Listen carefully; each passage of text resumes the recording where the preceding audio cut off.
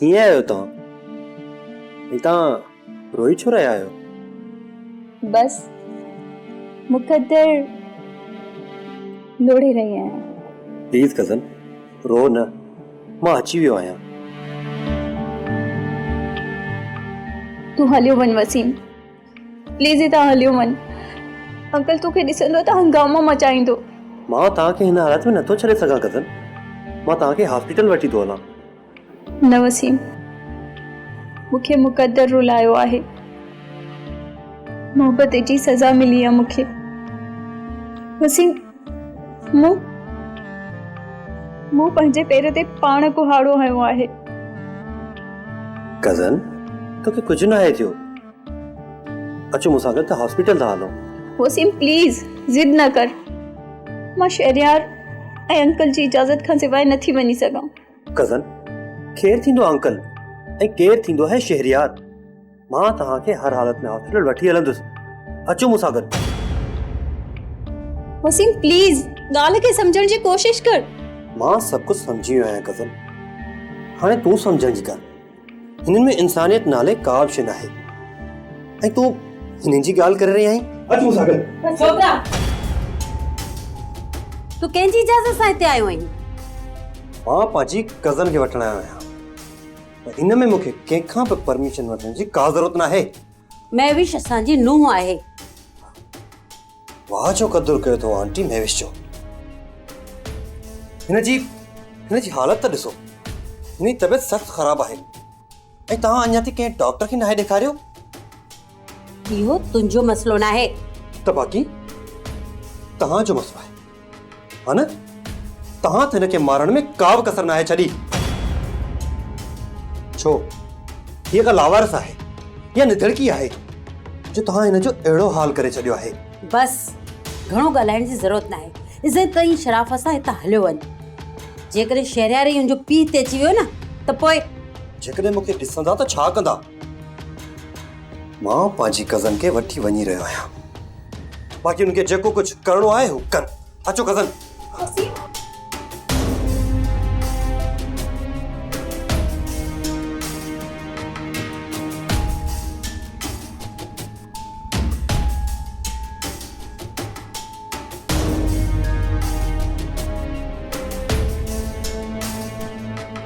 हाँ हाँ क्या देख छा पे ॾिसां?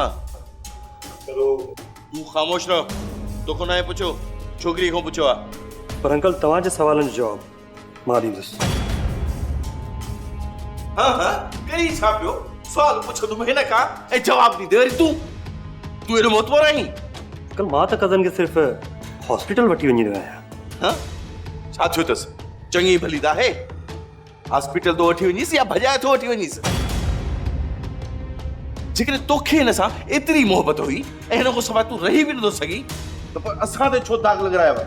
अंकल अॼु खणी तव्हां कुझु बि सम्झो, कज़न जी हालत तव्हां त बर्दाश्त करे सघो था, पर मां बर्दाश्त नथो करे सघां। हाणे सम्झ, ती बेहोशी वारो ड्रामो हिन छो कयो? ठीकु आहे, तूं हिनखे भले वठी वञ, पर कन खोले ॿुधी छॾिजो। अॼु खां पोइ हिन घर जा दरवाज़ा हिन छोरीअ जे लाइ हमेशह लाइ बंदि थी विया।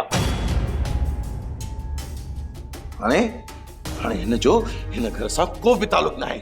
जेकर तव्हांजो इहो फ़ैसिलो आहे त असांखे क़बूल आहे। ठीकु आहे, इहा ॻाल्हि आहे त पोइ हिनखे तलाक जा काग़ज़ घर पहुची वेंदा।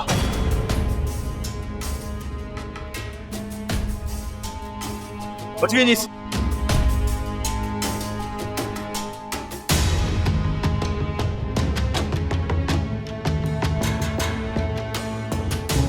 वसीम खे महविश न मोकिलियो छो? पहिरियों हिनखे घर मां बेइज़्ज़तो करे खणी वियो, हाणे ख़बर न आहे त हुन सां कहिड़ो रिश्तो कंदा।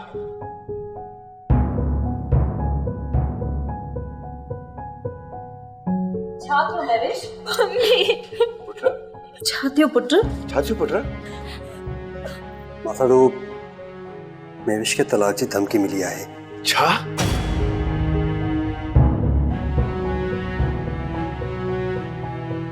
बेक़दर इंसाननि मां कहिड़ी उम्मीद करे सघिजे थी? बस पुट,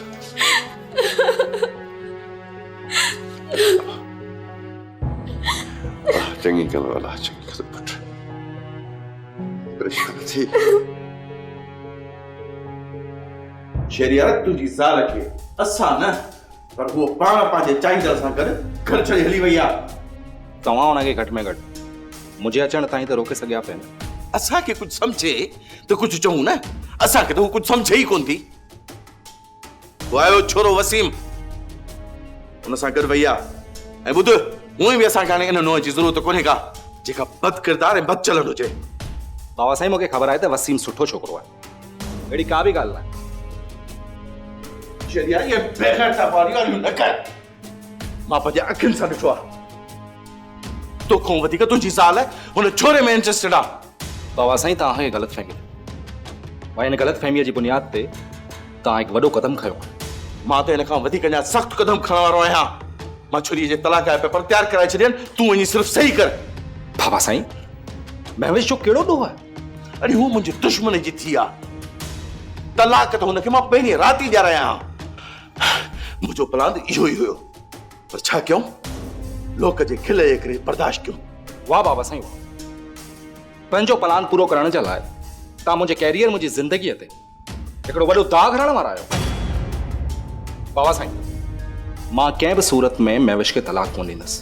शहरियार ख़बरदार, ख़बरदार जो तूं हुनखे वठण वियो आहीं। बाबा साईं मां पंहिंजी वाइफ वठण जे लाइ वञा पियो। मूं चयो हूंदे वो हिन घर में कदम न रखी सघंदी, इहो मां तोखे ॿुधाए थो छॾियां। बाबा साईं सॉरी टू से मां तव्हांजे हिन फ़ैसिले सां मुतफ़िक़ न आहियां। ऐं मूंखे हिन तुंहिंजे रवैये ते बाहि थी वठे पई। ॾिसो बाबा साईं मां कंहिं बि सूरत में महविश खे छॾण वारो न आहियां। हुन मुंहिंजे ख़ातिर इलाही क़ुर्बानियूं ॾिनियूं, मां हुनजी क़ुर्बानीअ खे नज़रअंदाज़ कयो ऐं सिर्फ़ु तव्हांजे प्लान जी ख़ातिर न बाबा न। त पोइ वेंदे वेंदे कन खोले मुंहिंजी ॻाल्हि बि ॿुधी छॾ। जेकॾहिं हुन छोरीअ खे तूं हिन घर में वठी आहे न त मुंहिंजो तोसां ऐं तुंहिंजो हिन मिल्कियत सां को वास्तो न हूंदो।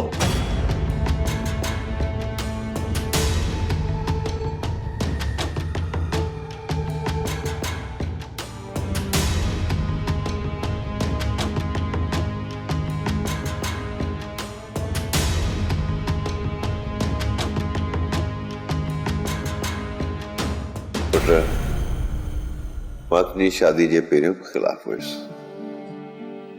अलाए छो मूंखे इहा शादी गैर फितरी लॻी रही हुई। पर पुट तुंहिंजी रज़ामंदी ॾिसी मां पंहिंजी दिलि ते पत्थर रखी रिश्ते लाइ हा कई। पर पापा कसम सां मूंखे ख़बर न हुई त शहरियार तव्हांजे दुश्मन जो पुटु आहे, तव्हांजे मुखालिफ़ जो पुटु आहे। न पुट मुंहिंजो को मुखालिफ़ न आहे। जेको कानून जी अहमियत खे कुझु बि न सम्झे उहो मुंहिंजो मुखालिफ़ आहे। सलीम साहब पैसे जे ज़ोर ऐं असर सूख जे ज़ोर ते वो कानून खे कुचलण पे चाहियो। मां हुन बेवा औरत जो केस लड़ियो ऐं खटियो। बाक़ी सलीम साहब सां मुंहिंजी का बि दुश्मनी न आहे। पर पापा अंकल शहाब त उन वाक़ई खे ज़ाती दुश्मनी जो नालो ॾेई पलांद वठी रहियो आहे। पुट ये पलांद न बेखरताब है। ये हुनखे मूंखां पलांद वठणो आहे त वो कानूनी तरीक़े सां मूंखां पलांद वठे। बाक़ी त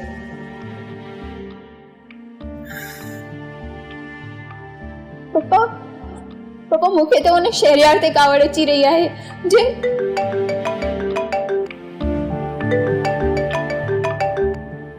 पंहिंजो फोन आहे पुट। शहरियार जो पुट ॻाल्हाइस ॾिस त हू छा थो चवणु चाहे।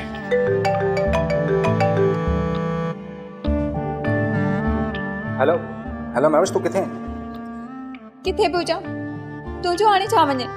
प्लीज मैविश इहो सभु कुझु मुंहिंजी गैर मौजूदगी में थियो आहे यार। जेकॾहिं मां हुजां त ईअं कॾहिं बि न थिया। तूं तूं कुझु बि नथो करे सघीं, कुझु नथो करे सघीं तूं शहरयार। मां तोखे अक्सर शहाब अंकल जे रवैये खां आगाह कंदी रहियसि, पर मूंखे इहा ख़बर अथव त बाबा साईं पंहिंजे ज़ाती पलांद वठण जे लाइ मुंहिंजी ऐं तुंहिंजी शादी कराए रहियो आहे। प्लीज मैविश यार, ट्रस्ट मी, मां बाबा साईं जे हिन प्लान जो हिसो न हुयुसि। अलाए, मूंखे ख़बर न आहे। तूं मूंखे इहो ॿुधाए, तूं फ़ोन छो कई आहे? मैविश तोखे वापसि वठी अचण जे लाइ यार। मां उन घर में हाणे कंहिं बि सूरत में न ईंदसि। मुंहिंजो हाणे तोसां रिश्तो कहिड़ो रहियो आहे? हा, छाजे लाइ कॉल थो करीं तूं मूंखे? मुंहिंजो तोसां को बि रिश्तो न आहे, को बि न। मैविश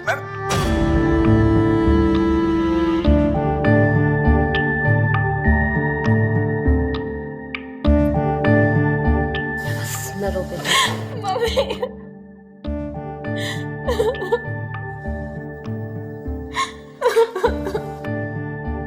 शाहब, जेकॾहिं मुंहिंजो पुटु हिन घर में न रहियो न त आउं बि कोन रहंदसि। पोइ न रहो, तोखे मिंथ केरु थो करे पियो? शाहब, तुंहिंजे अखियुनि ते लालच ऐं पलान जी पटी अची वई आहे। तूं अंधो थी वियो आहीं। हा हा, मां अंधो थी वियो। छा कयो तोखे अदा बरकत? ॿुधाए, तूं हिकिड़े प्लाट ते कब्ज़ो करे वेठो हुए। जेकॾहिं अदा बरकत हुन औरत जो केस लड़ी, हुनखे हुनजो हक़ ॾियारियो त कहिड़ो ॾोह कयो जो तूं हुनखे एतिरी सज़ा ॾेई रहियो आहीं? ऐं मां तोसां हा में हा पई मिलाईंदी अचां। ऐं तूं पंहिंजो पलांद वठण लाइ पंहिंजे पुट जी ज़िंदगी विञाए रहियो आहीं। ऐं इहो मां बर्दाश्त कोन कंदसि। हा त न करे बर्दाश्त, पर कने खोली ॿुधी छॾियो। मां जेको कुझु कयां थो पियो उहो मूंखे करणु ॾियो। मुंहिंजे कम में कोई बि मुदाख़लत न करे। जेके रहणो आहे न उहो हिते रहे, ऐं जेके निकिरी वञिणो आहे उहो निकिरी वञे। निकिरंदसि मां कोन, निकिरंदे तूं। छो जो ही घर मुंहिंजे पीउ जो आहे, यानी मुंहिंजो। ऐं शायदि तोखां इहा ॻाल्हि विसरी वई आहे त अॼु जेको कुझु तूं आहीं न, उहो मुंहिंजे पीउ ऐं मुंहिंजे करे आहीं। सम्झी? मुंहिंजे करे आहीं। हिनखे पीउ जे करे आहियां, उहो मूंखे वठंदो। मूंखे उहो छा वठंदो? अची त ॾेखारे हिते। मिल्कियत हुनजी, मिल्कियत मुंहिंजी आहे, मिल्कियत मुंहिंजी आहे।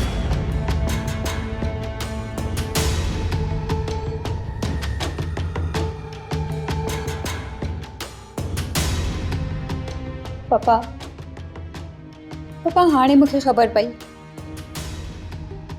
त औरतूं कोटनि ताईं कीअं पहुचंदियूं आहिनि। पर पापा मूं डिसाइड करे छॾियो आहे त हाणे अहिड़नि सभिनीनि औरतुनि जा केस मां विढ़ंदसि जंहिंजो मूं जहिड़ो हाल थियो आहे। शाबाश पुट, शाबाश पुट। सभ खां पहिरियां तूं पंहिंजे सहुरे जे ख़िलाफ़ पिटीशन दाख़िल कराए ऐं हुनखे कोरड़ जे गठाण में घुराए प्यार ऐं हुनखे ॾेखार त कानून जी ताक़त छा आहे। इंशाअल्लाह। कज़न हू ॿाहिरि शहरियार आयो आहे।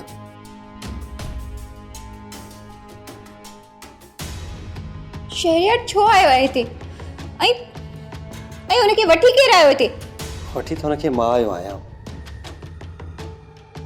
छो त हुनखे अहसासु थी वियो आहे हू ॾाढो शर्मसार आहे ऐं हू पंहिंजे पीउ जे ख़िलाफ़ कोर्ट में केस दाख़िल करणु चाहे थो। पुट वसीम तूं वञ शहरियार के अंदरि वञ।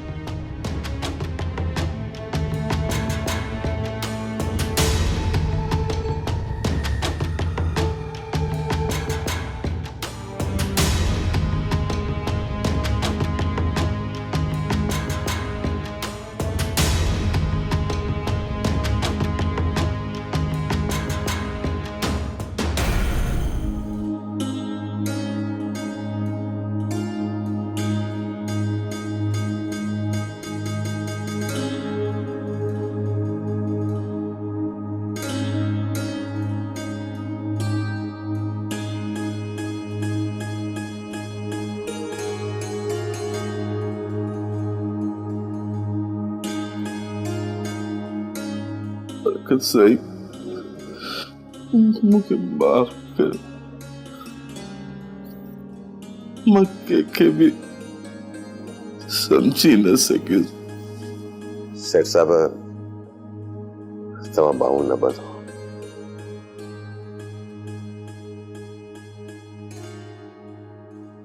असल में इहो तव्हांजो ॾोह आहे।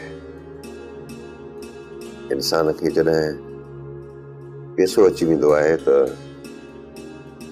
कानून ऐं रिश्तनि खे पंहिंजे पुट जी दज़ सम्झंदो आहे। इंसान खे होश तॾहिं ईंदो आहे जॾहिं पंहिंजो पैसो जिते इंसान खे मॻी ईंदी आहे ऐं उहो वक़्त ते उनजो पैसो उनखे कम में ईंदो आहे।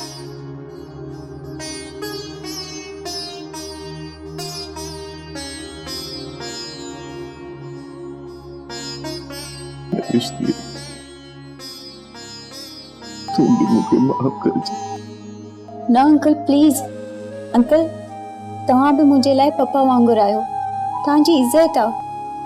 तव्हां माफ़ी न घुरो। बस अल्लाह साईं जल्दी तव्हांखे सिहत ॾे।